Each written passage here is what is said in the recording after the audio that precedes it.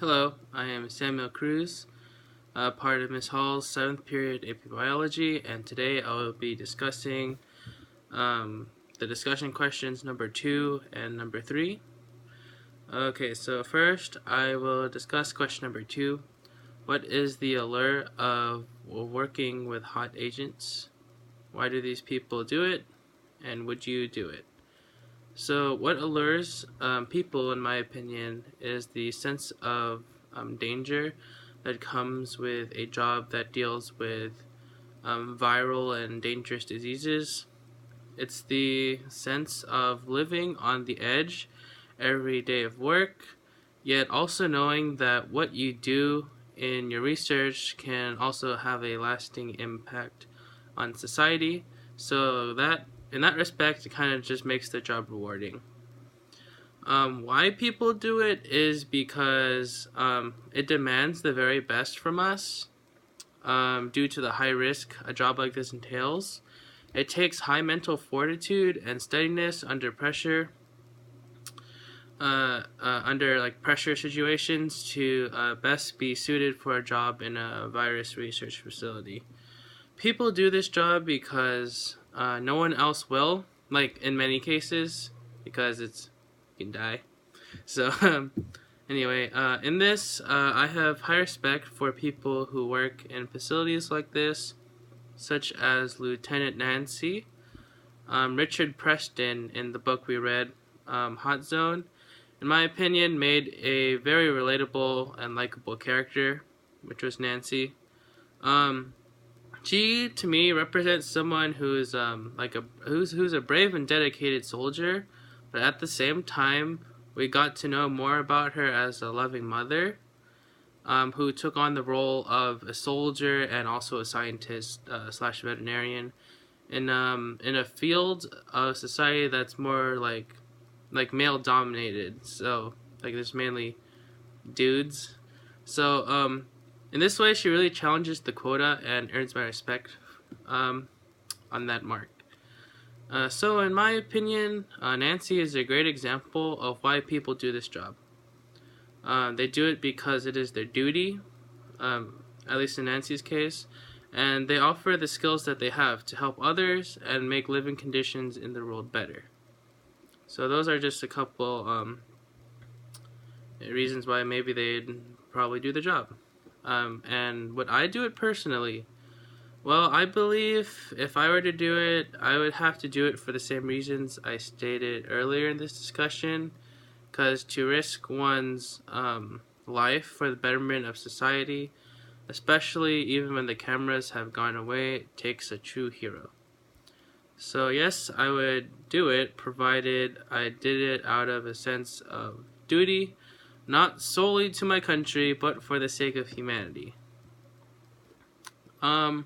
The second discussion question and final part to this video is question 3, which is a discussion on the possibility of if an Ebola outbreak could happen in the US and what security measures should be put into place to prevent such outbreak. So in my opinion, an Ebola outbreak can quite likely happen given the correct conditions or circumstances, or due to the lack of proper procedure to defend against a certain outbreak like Ebola outbreak. After reading the article, Ebola crisis, could the virus spread in the US? It made me realize the difficulty of making sure that people traveling in and out of an Ebola affected country don't have the disease or don't have the symptoms. What stood out to me especially is a statement from Binya Caselli, hope I said that right, chairman of the board of the Liberia Airport Authority, and I quote from the article, "It would be nearly impossible to identify a person infected with the Ebola virus if the person were not showing symptoms," end quote. So it is quite impractical or illogical and a bit impossible to track everyone down and monitor everyone's symptoms when they leave the country and come back. Moreover, there are also political inquiries that one must realize as well. So, like, say in a hypothetical scenario that you're the president and you closed off your country from traveling to and from an Ebola-infected country, this would definitely cause political repercussions, or at least backlash from the international community. But the other side of this, if you do actually decide to allow travel back and forth, you do allow overseas aid workers to travel, because, like, for an example, like America, if there's an Ebola outbreak or some type of crisis, like, we typically send like foreign aid workers and everything here, but that's especially more dangerous when viruses are involved, because then the people who are helping the infected people can get sick and infected, then come back to America, and then we have an outbreak in America now. So yeah, that basically the risk of bringing back the virus is dramatically increased in your country. So to try to prevent the outbreak as much as possible, I would have like the Board of Public Safety, or whoever kind of controls that, to create an extensive procedure on how to deal with infected patients and distribute this information to all hospitals in the country in a very timely manner, like when we start to see the first cases, like immediately. Because I mean, we've seen what happened to the 2 nurses who contracted the Ebola virus from a patient because they were inadequately equipped and they weren't really trained in how to deal with an Ebola patient. So they got sick, but they recovered. But they still got sick. So the potential for an outbreak is there.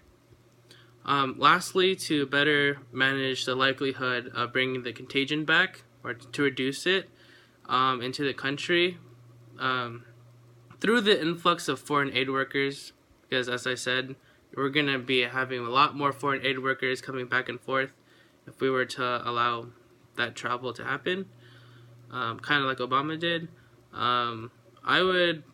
Me personally, I would order that foreign aid workers that want to go there have an even more in-depth Ebola virus check by doctors specifically assigned to the airport, and that it would be mandatory that foreign aid workers that want to go to the Ebola-affected country, it would be mandatory that they sign up in some type of list for the Board of Public Safety, just to kind of see like a list of the people already that are traveling to say like West Africa or anything, just to make it easier to see who's going in and out, and specifically working with the infected individuals.